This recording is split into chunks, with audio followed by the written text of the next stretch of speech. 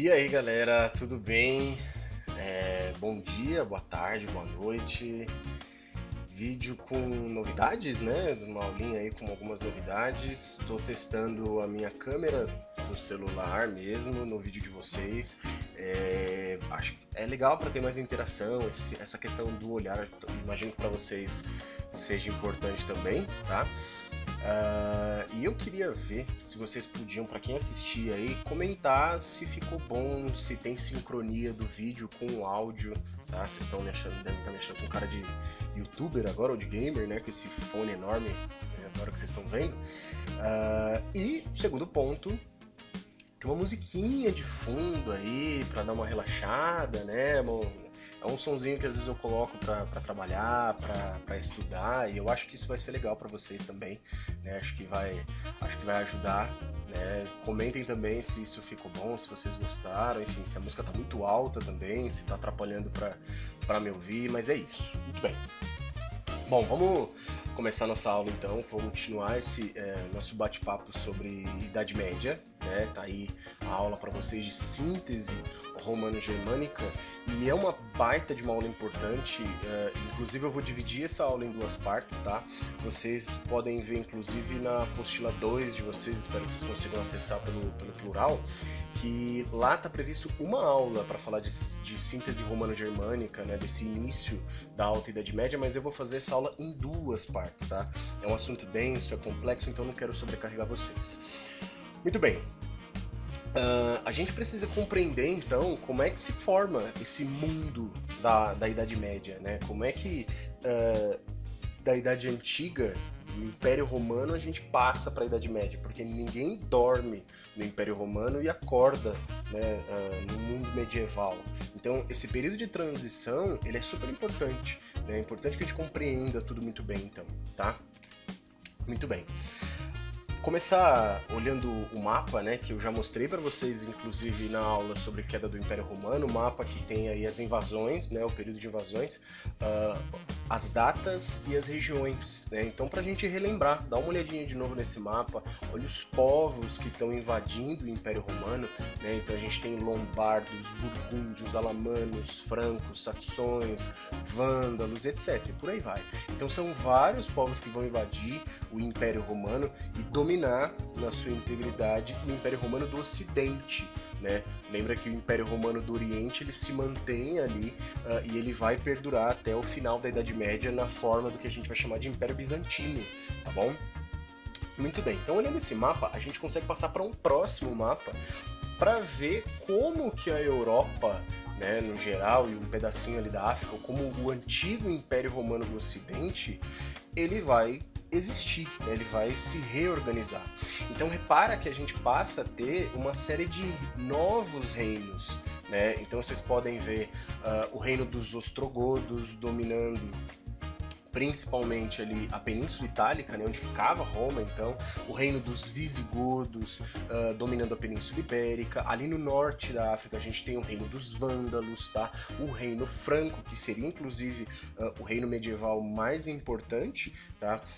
Então, o que um dia foi o Império Romano do Ocidente vai se transformar em alguns reinos medievais, os reinos bárbaros germânicos, né? Então, no território do Império Romano, os bárbaros germânicos dominando e formando novos reinos, tá bom? Então é importante que a gente tenha noção desse processo que se constrói entre o século V e se consolida ali no século VI, que vai começar a formar o mundo medieval, tá bom? Muito bem. E aí a gente precisa falar desse mundo medieval, né? O que é esse mundo medieval que a gente vem discutindo aí em alguns momentos? Primeiro, quando a gente fala de um mundo medieval, a gente tem que lembrar sempre da ideia de ruralização. Então, um mundo que vem se tornando cada vez mais rural. E é importante lembrar disso porque justamente quando essa ruralização se enfraquecer no mundo medieval, a gente vai ter alguns sinais da sua crise, mas isso vai ficar para aulas futuras, mas é importante entender, tá? Então, é um processo de ruralização que vai modelar esse mundo medieval, tá bom? E aí, inclusive, um trecho para vocês do Jacques Le Goff, baita de um historiador importante sobre a Idade Média, tá? Em que ele diz o seguinte: a desorganização das trocas multiplica a fome, e a fome empurra as massas para o campo e as submete à servidão dos grandes proprietários que as alimentam. Quando ele fala dessa desorganização das trocas, ele está falando, obviamente, do comércio, tá? Então, quando você tem um processo de declínio comercial, a fome ela se expande, né? Porque você tem cada vez mais regiões produzindo muito uma coisa só e garantindo o consumo de outras regiões. Só que quando a troca ela diminui, né? Quando o comércio ele diminui, a fome vira uma realidade.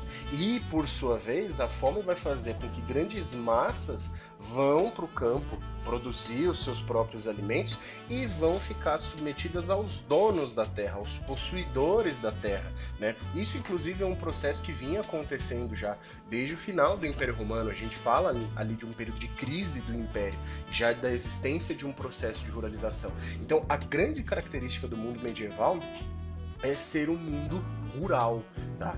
E aí o que é interessante, né? Para quem gosta de filmes ou séries que retratam esse mundo medieval, a gente sempre observa, né? Ou normalmente observa, de fato, um mundo rural, né?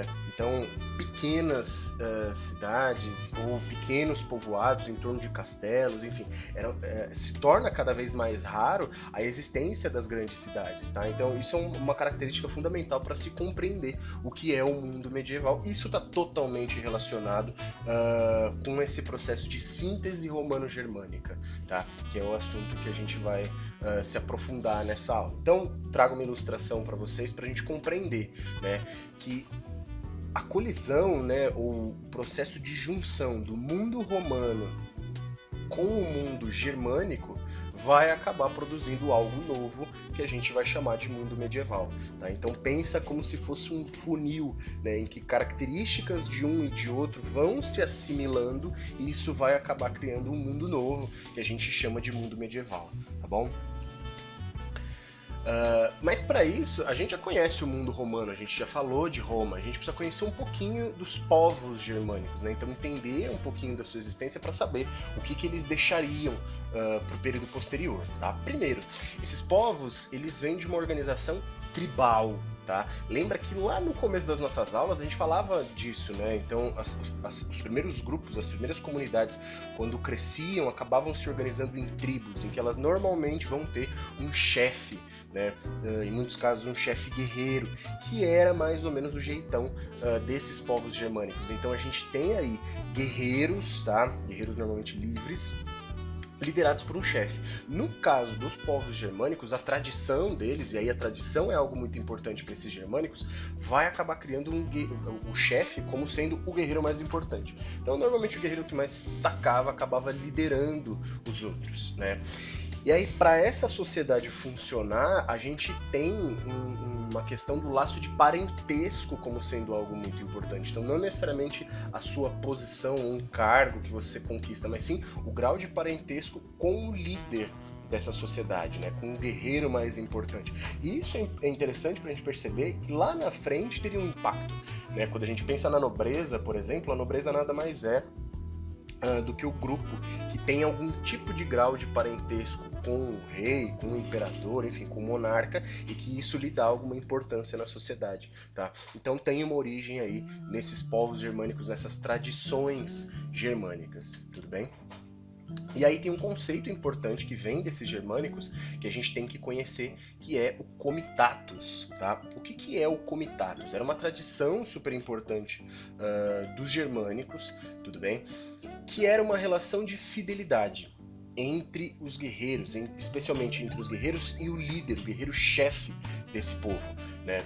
Então há uma fidelidade, há uma obediência. Então numa batalha, por exemplo, ou numa guerra, quando um guerreiro ajuda, tem um destaque, né? Ele acaba recebendo certos benefícios, né? E ele se mostra fiel, leal ao chefe em troca da proteção que esse chefe oferecia, tá?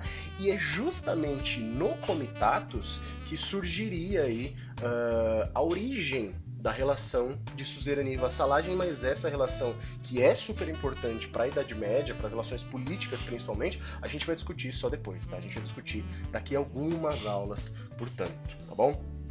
Mas é importante saber, então, das tradições germânicas que vão ser influentes no período medieval, tá? Então isso é um primeiro ponto legal para você compreender aí na nossa aula, tá? E aí entender agora sim o processo de síntese, tá? Essa síntese romano-germânica, como é que ela vai acontecer? Primeiro ponto, existe um distanciamento geográfico, né, desses povos que invadiram o antigo Império Romano do Ocidente, tá, para as regiões que eles habitavam inicialmente, tudo bem? E aí qual que é a grande questão? Esses povos, como eu disse para vocês, têm uma organização tribal, portanto uma organização simples, né? Uma organização muito menos complexa do que a organização que já apresentava o Império Romano e as suas diferentes regiões, tudo bem? Esse distanciamento impede que eles simplesmente voltem, né? Eles vão de fato se estabelecer nessas regiões. O grande problema, eles não têm na sua estrutura organizacional uma complexidade suficiente para resolver os problemas existentes nas regiões que eles dominavam. Isso vai acabar fazendo, portanto, que eles acabem aderindo às estruturas já existentes de Roma, tá? Do Império Romano como um todo. Então, interessante perceber, né, que esses povos germânicos, eles invadem Roma, eles dominam Roma, porém eles acabam aderindo aí, de certa forma, a estruturas pré-existentes romanas. Apesar da gente ter aí essa visão de que eles destruíram o mundo antigo, de fato, isso em parte é bastante correto, né? Mas assim, eles mantiveram algumas coisas, eles herdaram estruturas especialmente organizacionais de Roma, tá? Então é importante ter essa noção, e isso vem dessa simplicidade organizacional, tudo bem? Inclusive, esses invasores, né, de Roma, eles, de certa forma, admiravam o Império, admiravam as formas de organização do Império, admiravam as características culturais, políticas, militares do Império, tá? Então não há necessariamente uma intenção de destruir tudo aquilo que havia sido construído primordialmente.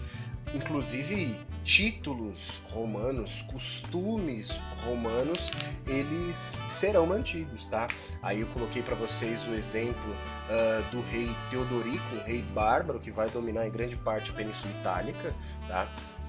De uma carta que ele envia ao imperador do Oriente, que ele diz o seguinte: minha ambição é fazer de meu reino uma imitação de vosso, uma cópia de vosso império sem rival. Ou seja, o que a gente percebe aqui nesse primeiro momento é que, apesar de ter dominado o Império Romano, apesar de ter destruído, né, o Império Romano enquanto uma estrutura em grande estado, né, esses invasores germânicos, eles pretendem manter algumas coisas, eles pretendem beber da fonte romana, eles pretendem, portanto, manter certas estruturas romanas, tá? Então, nesse nosso primeiro momento, nesse primeiro vídeo para a aula, tá? Estou dividindo para vocês a aula a respeito da síntese romano-germânica. O que eu queria que ficasse muito claro é isso, né? Quando a gente pensa no mundo medieval, não é um mundo que destrói tudo que existiu no Império Romano, não é um mundo que destrói tudo que existiu na Antiguidade, mas sim um mundo que vai, de certa forma, fundir, né, o que existiu, o legado romano antigo e as tradições germânicas, tudo bem?